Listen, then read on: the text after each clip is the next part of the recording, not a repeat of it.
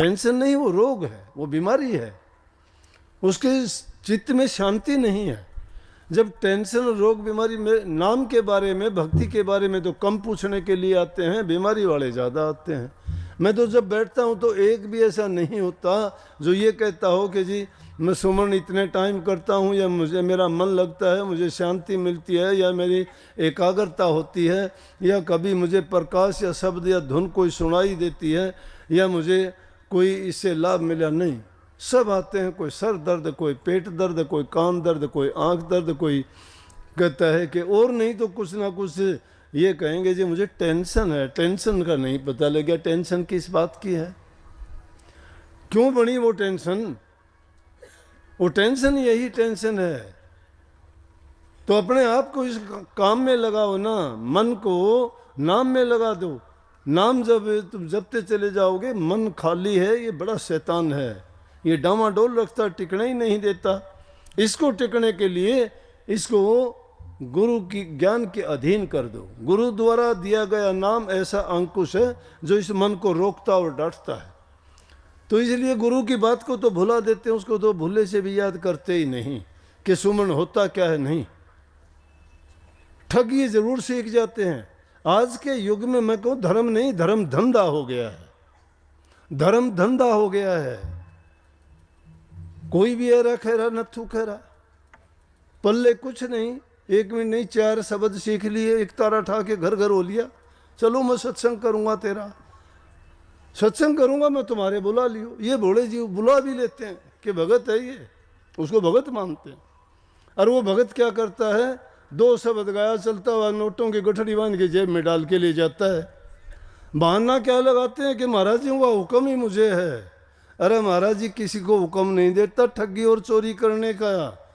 ऐसा आदमी अगर तुम्हारे पास कोई आता है और कहता है उसे जूत मारो, ये लुटेरे हैं, ये ठग हैं, ये बदमाश हैं, ऐसे लोग ये संगत में बिगाड़ करते हैं, किस नाम के पैसे दो उसको? लोग मजदूरी किया कर, जाके वहां मिलेंगे तेरे को। तू जो गाता है वो हम भी गा लेंगे। और उनको हमारा योगदान होता है ज़्यादा उनको ठग बनाने में। उनको तो परवाह नहीं है कि उनके जीवन का आगे चल के क्या असर होगा, क्या परिणाम मिलेगा। जो इस तरह से जीवों से मांग मांग के भिख मंगे हैं, वो मंगते और भिखारी हैं, घर घर दर दर जो फिरते हैं। अगर ऐसा कोई मिलता है ना, उसको बेशक पुलिस में दे दो। अगर ऐसा तुमसे कोई कहता है और पैसे लेता है, नहीं, अगर करता है तो कर सत्संग, उसको ना दो चवन्नी भी, आ जा भाई रोज कर। ऐसे लोगों से ठगे जाते हो तुम। हम धाड़ धाड़ के रोजाना कहते हैं, फिर भी आप उनके पीछे हो लेते हो। तो ऐसे आदमी लज्जाहीन हो जाते हैं। लज्जाहीन आदमी को शर्म नहीं होती, कोई भी वो कुछ भी कर लेगा। तो मैं कहता हूं धर्म नहीं धंधा हो गया। करते तो नहीं है। अरे नाम भक्ति करोगे, तुम्हारे तो भावना ये होगी मैं किसी को दूं, लूं नहीं किसी से। जिस इंसान को सत्य समझ में आ गया, किसी का कर्जदार नहीं बनना चाहता, वो किसी का उपकार और भलाई करना चाहता है। इससे अच्छा किसी गरीब दुखी को, जरूरतमंद को अगर दोगे तुम्हारा पुण्य होगा। लेकिन ऐसे ठगों को देने से तो तुम्हारा भी नाश हो जाएगा। क्योंकि तुम्हारा दिया हुआ पैसा अगर गलत जगह लगता है या गलत चीज पे खर्च होता है तो उसका पाप तुम्हें लगता है। उसको तो लगे वो लगे, देने वाला पाप का अधिकारी बन जाता है, क्योंकि वो उसके देने के कारण वो पाप हुआ। इसलिए ऐसे पापों से बचो। पास से पैसे देते हो और फिर भी तुम खोटा कर्म में शामिल हो जाते हो, और एक सत्संगी को बिगाड़ देते हो, और वो पता नहीं कितने सत्संगियों को बिगाड़ता है। फिर बार बार ये शब्द वाणी में गाते हैं तो पहला तो आप बोले गुरु हमारा एक है, नुगरे करें 1000 है। बोलने में तो बहुत बोलते हो कि गुरु हमारा एक है, नुगरे करें 1000। हम पल्ला पकड़ा एक कर हो गए परले पर, तुम तो 10 का पल्ला पकड़ रहे हो, एक का कहाँ पकड़ा। एक का पल्ला अगर पकड़ लेते हो तो एक तो कहने लग रहा है कि बुराइयों से बचो, पाप कर्मों से बचो, नेक कर्म करो, पर उपकार करो, पर हित करो, माँ बाप की सेवा करो। बच्चों को अच्छी परवरिश करो, उनकी अच्छा शिक्षा, अच्छी तालीम, अच्छे गुण उनमें भरो, अच्छे संस्कार उनको दो, ताकि आगे चल के वो अच्छा इंसान बने। अरे और जगह जाने के लिए सब जगह ठोकर खाने के लिए तैयार हो जाते, सांग में, सनीमे में, खेल में, कूद में, नाच में, वो नहीं जाए तो भी तुम लेके चले जाते हो। लेकिन सत्संग में तुम्हारे कहने से नहीं आते। क्यों नहीं आते? सत्संग उनका छीनता है कुछ या कुछ देता है उनको? ये इंसान की भूल है। जहाँ सब कुछ बिगड़ता है, उसका जीवन बिगड़ता है, विचार बदलते हैं, उस गंदी चीज में तो भाग के जाएगा। लेकिन जहाँ उसका जीवन बनता है, सुधरता है, जन्म मरण से छुटकारा मिलता है, काल और माया से वो स्वतंत्र हो जाता है, वहाँ जाने से उसका दिल नहीं लगता। यही काल का खेल है। जब तुम पर भी ये चीज़ें हावी होने लगे तो सोच लो कि काल ने तुम्हें रोकना शुरू कर दिया है। जब तुम्हें थोड़ा बहुत मान सम्मान मिलना शुरू हो जाए तो भी सोच लेना कि काल ने घेरी घाल ली है। ना तुम अभिमान करो किसी चीज़ का, ना बड़े बनने का प्रयास करो, लेकिन अपने आप को अंदर से इतना मजबूत करो, आत्म शक्ति को जगाओ, आत्मसात करो, आत्मबोध करो। पहले पहचानो अपने आप को कि मैं कितने पाप कर्म करता हूँ, ये कितने अच्छे कर्म करता हूँ। अगर अंदर से आप अपने आप का फैसला जब करोगे कि मैं जिस रास्ते पे चला हूँ क्या मेरा रास्ता सही है, या कि कितने दिन के लिए मैं ऐसा करता हूँ। मैं तो कहता हूँ जीवन बहुत छोटा है, इसका भरोसा नहीं है। जब तक जीवन है क्यों ना हम अच्छा करें। अच्छा करोगे तो अच्छा ही कहा जाएगा। जाने के बाद में भी इंसान जाता नहीं है। जो नेकी करके गए, नेक काम जिन्होंने किए वो आज भी जिंदा हैं, सभी जिंदा हैं। धन दौलत वाले जिंदा नहीं हैं। सोने की गढ़ लंका थी, 1 लाख पूत 1.25 लाख नाती थे, रावण के घर दिया जलाने वाला नहीं बचा। सोने की लंका, सोने के कंगूरे थे, लेकिन वो धनवान था। क्या हुआ? आज भी उसके पुतले बना के पाप कर्म के कारण फूंकते हैं। तो धन में कुछ नहीं है, मान बढ़ाई नहीं है, किसी में नाम भक्ति में है। मैं कहूँ था ना कि जिसको ठोकर लगती है, सुग्रीव को ठोकर लगी, रामचंद्र जी के शरण में गया। जिसको भी ठोकर लगी, लेकिन इस जीव को बिना ठोकर लगे संत कहते हैं कि भाई तुम हमारी शरण में आ जाओ, बिना ठोकर लगे हम अपनाते हैं और तुम्हें सुधारेंगे। फिर क्यों नहीं सुधरते? यहाँ कोई फीस नहीं देनी पड़ती, यहाँ देना पड़ता है मन। और मन भी कैसे? तुम्हारे अपने हित और कल्याण के लिए। गुरु नहीं कहता शिष्य को ऐसा चाहिए, गुरु को सर्वस्व दे, गुरु को ऐसा चाहिए, शिष्य का कुछ नहीं ले। शिष्य तो अपना सब कुछ देना चाहिए गुरु को। सब कुछ देने का तात्पर्य ये है कि गुरु की आज्ञा में कि जो भी कोई कार्य करते हो तो उसको उसी समय तुलना करके देखना चाहिए कि गुरु का वचन क्या है, कि गुरु इस बारे में क्या कहता है, कि ऐसा करने से मेरा हित होगा या मेरा नुकसान होगा, मुझे ये करना चाहिए या नहीं करना चाहिए, कहीं गुरु की अवज्ञा तो नहीं है। जो इन चीज़ों का पालन करता है वो गुरुमुख कहलाता है, क्योंकि वो गुरु की आज्ञा में चलता है। और गुरु आज्ञा इंसान के जीवन को संवारती है। और जो अपनी मन मर्जी का काम शुरू कर देता है वो मनमुख है, वो मन के कहे में चलता है। और मन कभी सीधे रास्ते किसी को चलने नहीं देता। क्यों नहीं चलने देता? है काल का एजेंट है। काल नहीं चाहता कि उसकी नगरी उजड़ जाए, उसके जीव यहाँ से कहीं आज़ाद होकर न निकल जाएं, उसकी दुनिया ना उजड़े। इसलिए काल ने बहका दिए।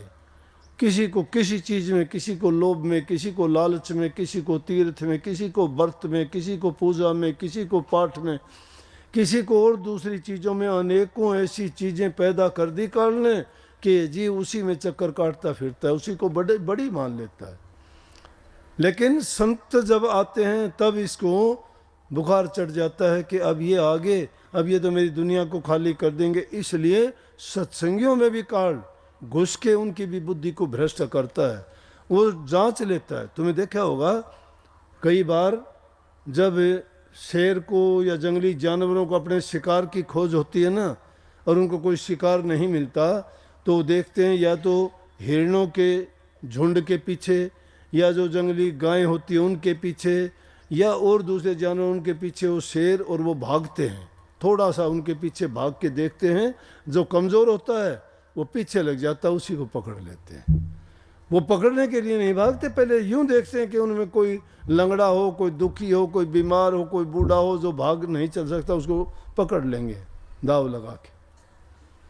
इसी प्रकार से काल भी देख लेता है, जिनके ढुलमुल विचार होते हैं ना, उन पर दाव चला लेता है और वो पकड़े जाते हैं।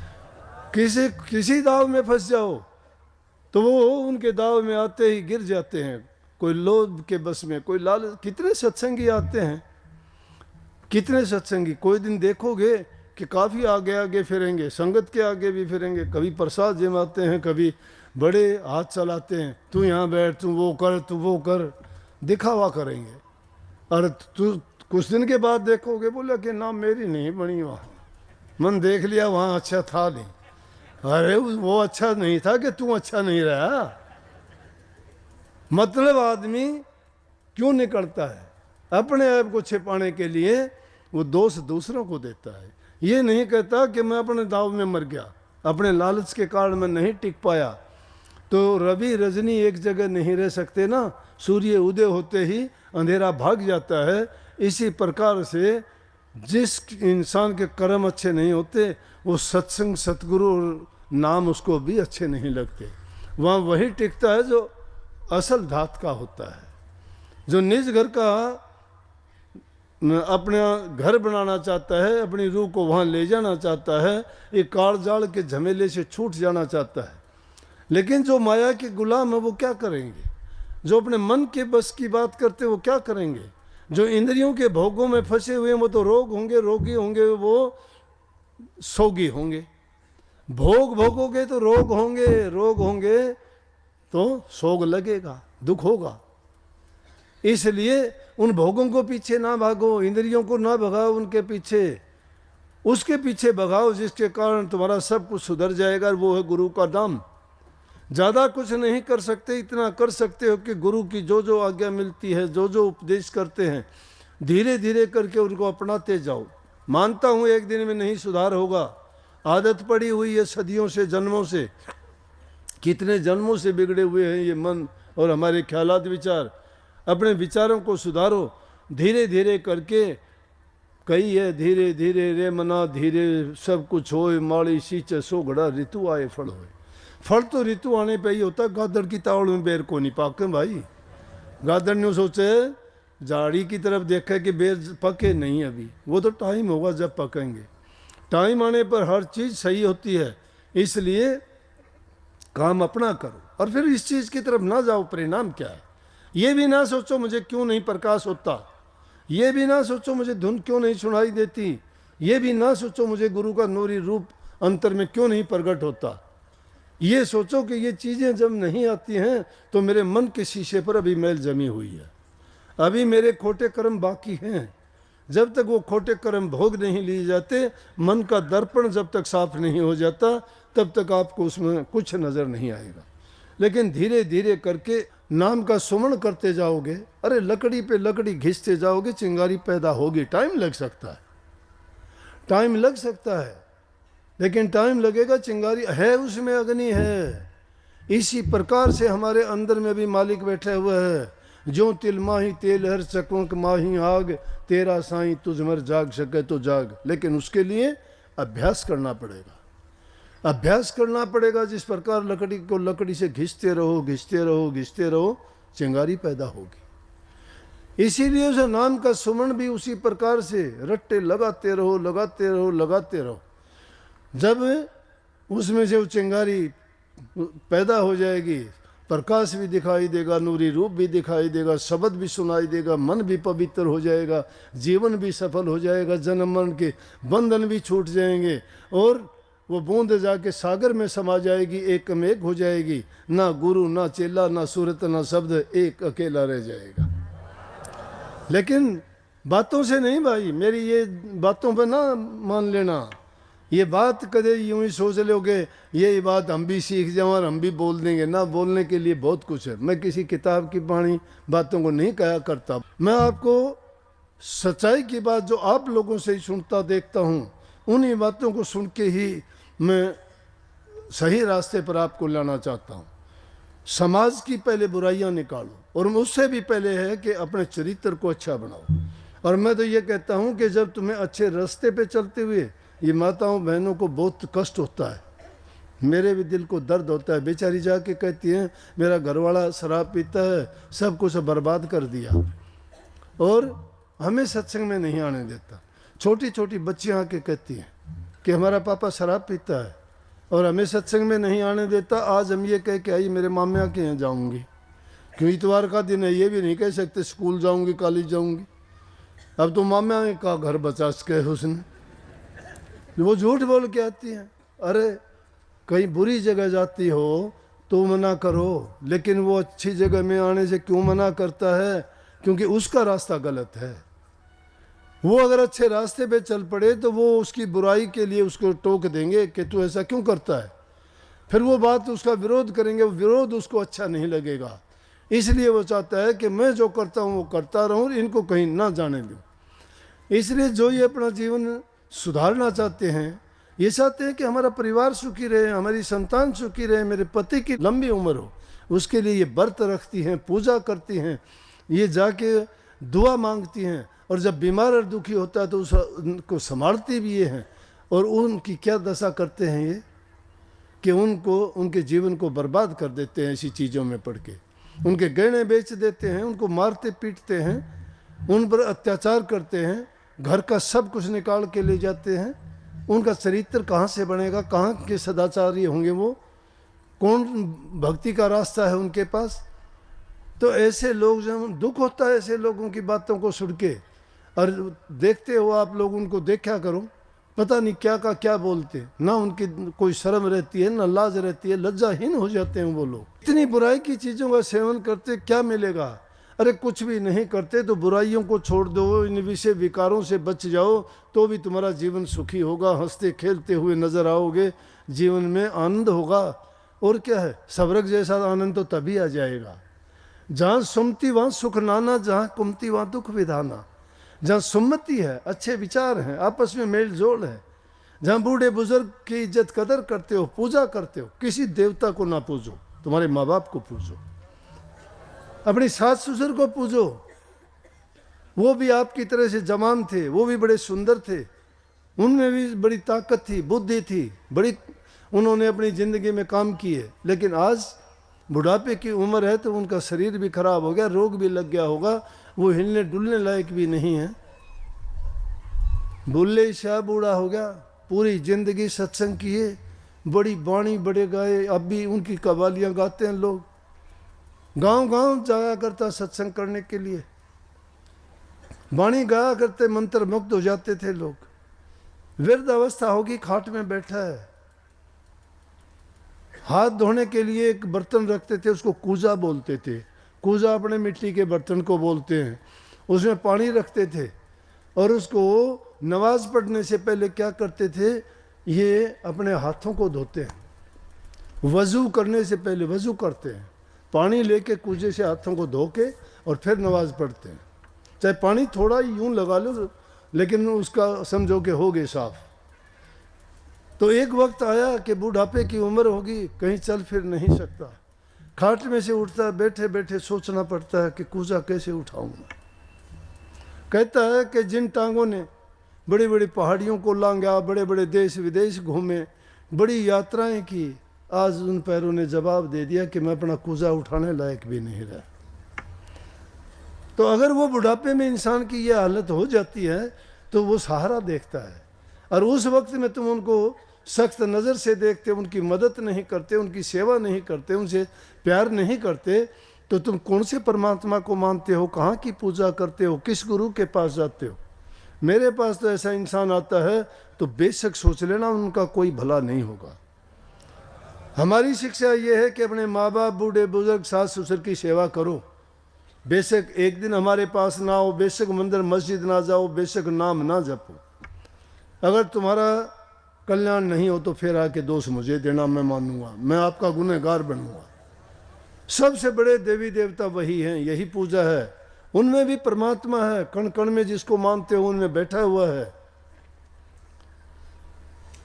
तो घरों में जो प्यार प्रेम रखते हैं, बूढ़े बुजुर्ग की सेवा करते हैं, जबान से मीठा बोलते हैं, जबान से भी हम बड़े गोलियां बरसाते हैं, अग्नि छोड़ते हैं, ये जला देती है इंसान को। ऐसी वाणी ऐसी भाषा मत बोलो, प्यार से बोलो किसी को। वशीकरण मंत्र है मीठा बोलना, और कोई वशीकरण मंत्र नहीं है। तुम डरते हो ना तांत्रिकों से कि उसके पास तंत्र विद्या है, वो ये कर देगा, वो कुछ को नहीं जानते, कोई कुछ नहीं कर सकता। तन तुम्हारा ये है और इसकी तंत्र विद्या ये है, जो भी काम तुम एकाग्र होके करोगे वो शक्ति तुम में आ जाएगी। अगर आंखों की शक्ति चाहते हो तो आंखें बंद करके तुम गुरु के रूप में अपनी दृष्टि को जमाया करो। अगर वाक सिद्धि चाहते हो तुम नाम का सुमरण किया करो। अगर तुम संकल्प की सिद्धि चाहते हो तो ध्यान लगाया करो। सुमरण, भजन और ध्यान, ये तीनों चीजें आपको ऐसा बना देंगे कि जबान से बोलोगे वही काम हो जाएगा। जिस पर दृष्टि डालोगे, बीमार पे डालोगे, वो ठीक हो जाएगा। जिस पे भी जिस दृष्टि से तुम दृष्टि डालोगे उसको वही लाभ प्राप्त होगा। और जिसके बारे में जो संकल्प मन में उठाओगे, देखते ही देखते हो तुम्हारा काम हो जाएगा।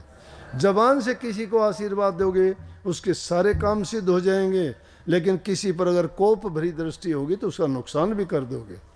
लेकिन ऐसा नहीं करना। संत मत की शिक्षा ये है कि परहित के कारण सारे काम करो। दूसरे को सुख देते हो तुम्हें सुख मिलेगा, दूसरे को प्यार देते हो तुम्हें प्यार मिलेगा। प्रकृति का नियम है। अच्छे काम करने से आदमी को अच्छा नतीजा, अच्छा परिणाम मिलता है। तो कभी भी किसी के ना बुरा सोचो, ना बुरा करो, ना बुरा देखो। ये जिंदगी सफल है आपकी।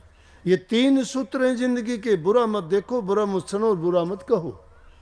और तीनों संत मत के ये स्तंभ हैं। जो आंखों को बंद करके गुरु रूप में दृष्टि जमाता है उसका ध्यान लगता है।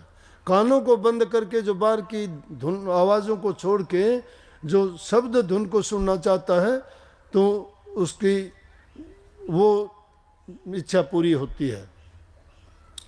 और उसी को सुन के मन को समझाया जा सकता है। स्वामी जी महाराज का शब्द, धुन सुनकर मन समझाई।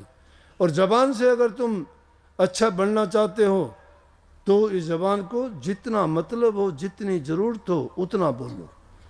ज़्यादा किसी चीज़ का भी अच्छा नहीं होता, लेकिन संगति इंसान की अच्छी होनी चाहिए।